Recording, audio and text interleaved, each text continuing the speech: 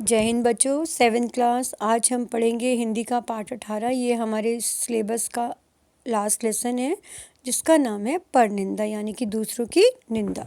साहित्य शास्त्रियों ने रसों की संख्या 10 मानी है। समय बदल गया, पुरानी मान्यताएं आउट ऑफ डेट होती जा रही हैं। एक साहित्य के विद्यार्थी से जब पूछा गया तुम्हें सबसे अच्छा रस कौन सा लगता है तो उसने उत्तर दिया कि गन्ने का रस। अध्यापक महोदय साहित्य में इस नए रस का नाम सुनकर चुप हो गए। इसी प्रकार यदि मुझसे पूछा जाए कि मुझे कौन सा रस सर्वश्रेष्ठ लगता है तो मैं कहूँगा निंदा रस। सच पूछिए तो अपना तो ये हाल है कि चाय ना मिले, भोजन ना मिले, सोने को ना मिले, कोई नुकसान नहीं, किंतु यदि उसकी दूसरे की निंदा करने का अवसर ना प्राप्त हो तो हमारा तो जीवन ही वीरान हो जाए। महंगाई के इस ज़माने में यदि सबसे सस्ता एवं सरल मनोरंजन का कोई साधन बचा है तो वह है परनिंदा। इसके लिए ना किसी ऑडिटोरियम की आवश्यकता है और ना किन्हीं अन्य उपकरणों की, ना निमंत्रण पत्र छपवाने का झंझट, ना सभा सोसाइटी बनाकर चुनाव कराने की किल्लत, ना मासिक चंदा। कम से कम एक श्रोता अवश्य होना चाहिए और आप निंदा रस का पूर्ण आनंद उठा सकते हैं। समय की इसमें कोई पाबंदी नहीं है। ताश के पत्ते नहीं आप ताश नहीं खेल सकते, कैरम बोर्ड ना हो तो आप कैरम नहीं खेल सकते, परंतु परनिंदा खेल में ऐसी कोई बाधा नहीं। खेल में राजा और रंग का भेद नहीं माना जाता। पर निंदा खेल का सभी खेल नहीं सकते, खेल सभी को अच्छा लगता है। पर निंदा मीठी रोटी है, जिधर से तोड़ो उधर से मीठी। सुनने वाला भी मगन और निंदक भी मगन। अर्थात वो क्या कहना चाह रहे हैं कि जब हम किसी की निंदा करते हैं तो हमें हर हाल में वो अच्छी लगती है, चाहे हम करें चाहे कोई दूसरा करे। तो ये एक ऐसी मीठी रोटी है जिसको जहाँ से भी तोड़ो उसका स्वाद जो है वो मीठा ही होता है। निंदा रस के उद्गम का तथा विकास पर कोई शोध ग्रंथ नहीं है। ऐसा होना है कि हाल ही में किसी ने विश्वविद्यालय में हिंदी साहित्य में निंदा रस शीर्षक से एक रूपरेखा प्रस्तुत की गई है। इस रूपरेखा में वैदिक काल में इसकी परंपरा का संकेत मिलता है। कबीर दास जी सैकड़ों वर्ष पुराने कवि हैं, संत थे। मुझे ऐसा प्रतीत होता है कि वे भी किसी निंदक के सताए हुए थे। उन्होंने लिखा है, निंदक नियरे राखिए आंगन कुटी छवाए, बिन पानी से पुन मिले निर्मल करे सुभाए। तिनका कभू ना निंदिए जो पायन तर होए, कभू उड़ी आँखिन परे पीर घनेरी होए।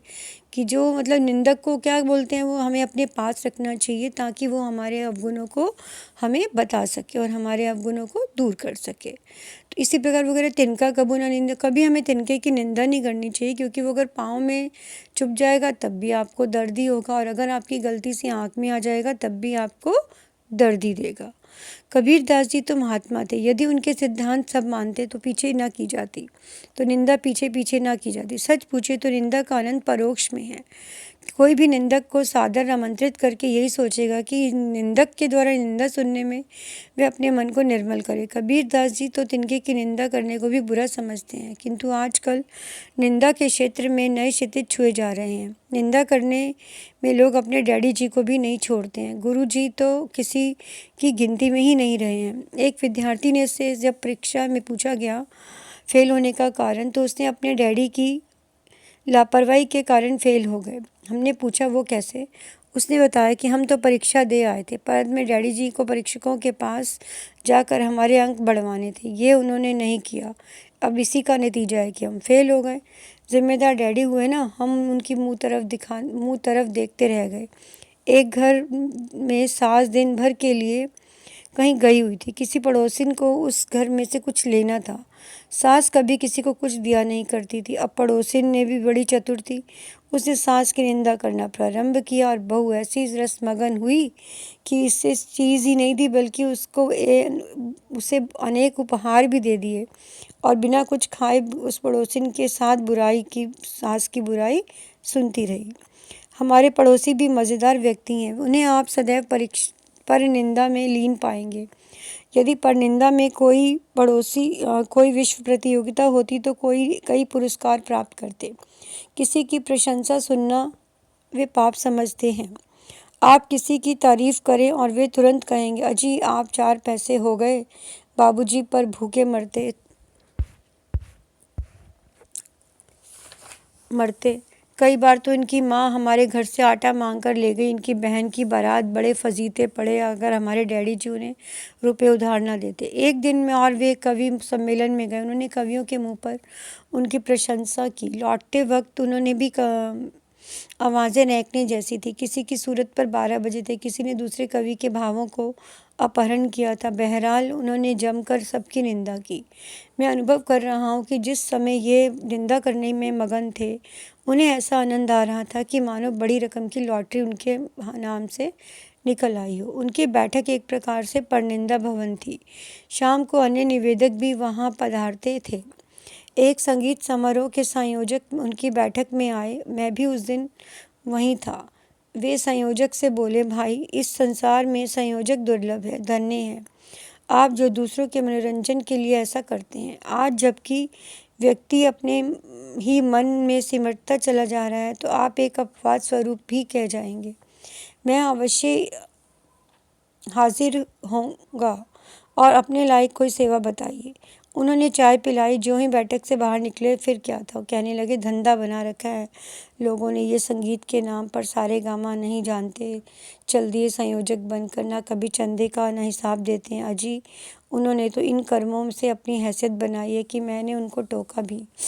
भाई साहब उनके सामने तो अपनी इतनी तारीफ कर रहे थे और उनके जाते ही उन पर पिल पड़े। उन्होंने बड़े भोलेपन से उत्तर दिया, यार, बुराई करने का मज़ा तो पीठ पीछे है, सामने तो मूर्ख कहते हैं, और हमारे कहने से क्या होता है, लोग मौज उड़ाएं और हम जवान से भी ना कहें। मैंने यह अनुभव किया कि वे जब भी किसी की निंदा करते हैं तो तटस्थ भाव से करते हैं। आवश्यक नहीं कि जिसकी बुराई कर रहे हैं वे उससे नाराज़ हों। उनकी तो बुराई याद करने की आदत पड़ गई है। वे बुराई के लिए बुराई करते हैं, किसी का दिल दुखाना उद्देश्य नहीं। कई बार वे अपनी इस आदत के कारण परेशानी भी पड़ चुके हैं।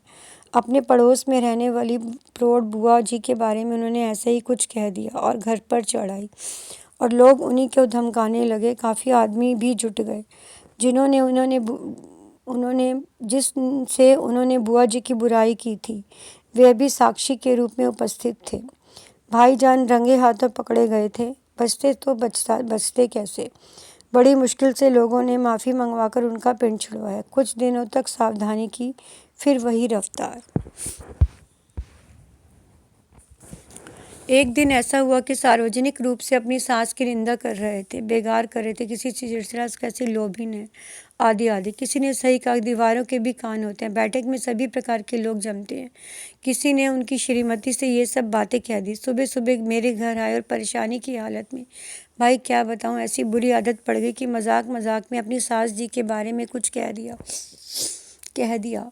किसी से भिड़ाने के लिए नमक मिर्च लगाकर श्रीमती जी से कह दी। कल दिन भर से खाना नहीं बना।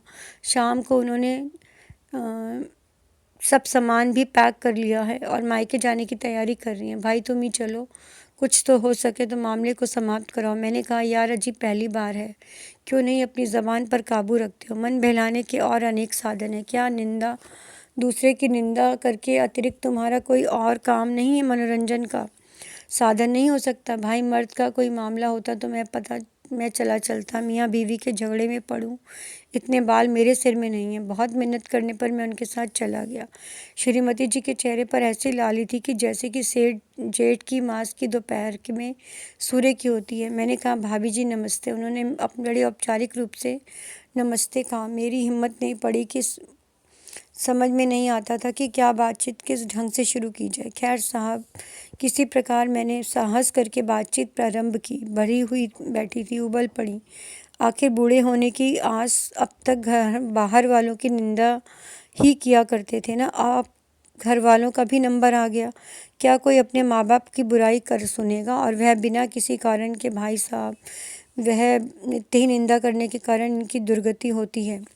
इस आदत को नहीं छोड़ते। अब तो पड़ोसियों ने बोलचाल भी बंद कर रखी है, जिसकी देखो बुराई। मेरे बहुत समझाने बुझाने में उनका गुस्सा उतरा।